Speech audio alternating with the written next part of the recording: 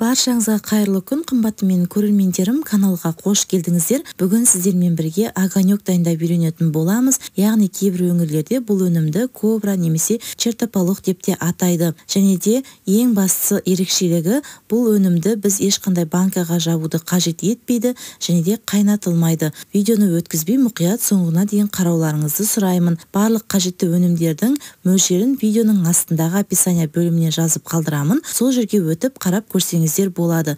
Барлық қажетті өнімдерін алдын ала жуып, тазалап, барлығын дайындап аламыз. Және де сіздерге қызанақтың етті түрін таңдауға кеңес беремін. Суы аз, етті түрін таңдасаңыздар, сіздердің өнімдеріңіз де қою, әдемі болып шығатын болады. Етті қызанақтар дегеніміз сопақша келген қызанақтар. Енді ет тартқышымызды қосып, барлық өнімдерімізді ет тартқыштың көмегімен өткізіп аламыз.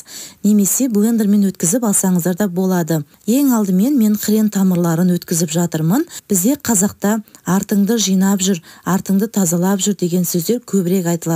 Сондықтан да ең алдымен ащы өнімдерден бастап тартып алғанымыз дұрыс.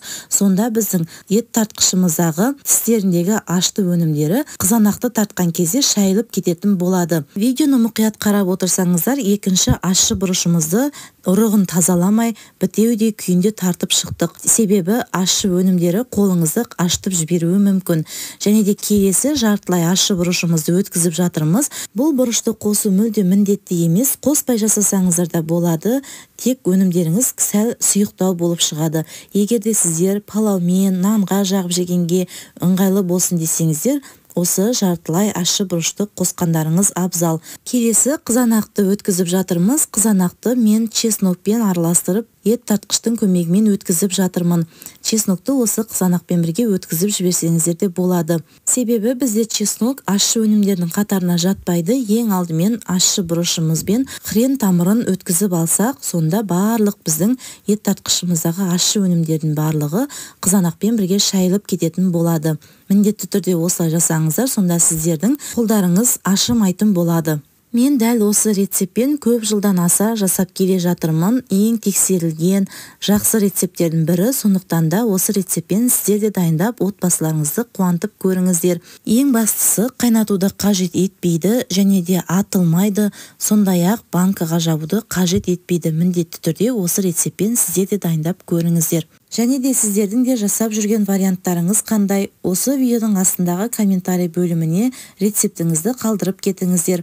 Басқа кісілерге де көмегі тиетін болады. Және де ең бастысы, тағы да қайталап өтейін, қызанақтың ең етті түрін алып қолданғандарыңыз абзал. Мінекей біз барлық өнімдерімізді ет тартқыштың көмегімен өткізіп алдық. Енді барлығын бір қабат араластырып, және де дәміне қарай, татымына қарай тұзымызды қосатын боламыз. Тұздың мөлшерін өзіңіздің отбасыңызда қаншалықты тұтынасыз, соған қарай қолданғандарыңыз абзал. Мен бұл жерде 5 кг қызанаққа 100 грамм тұзды қостым. Барлығын қосып, жақсылап араластырып аламыз. Енді ең соңынан аспиринді қосамыз. Себебі аспирин бізде қызанақтың қышқылдылығын және де атылмауына себепші болады. Барлық аспириндерімізді дәл осылай кесеге салып, үстінен ыстық қайнаған суды құйып, аспиринімізді езіп аламыз. Немесе аспиринді осы қораптың ішінде оқтаудың көмегімен езіп алып қоссаңыздар да болады. Мен барлығын осылай ыстық суға жақсылап ерітіп алдым. Содан кейін барып өзіміздің өнімімізге жақсылап араластырып қосамыз. 5 кг қызанаққа мен 20 таблетка аспиринді қостым.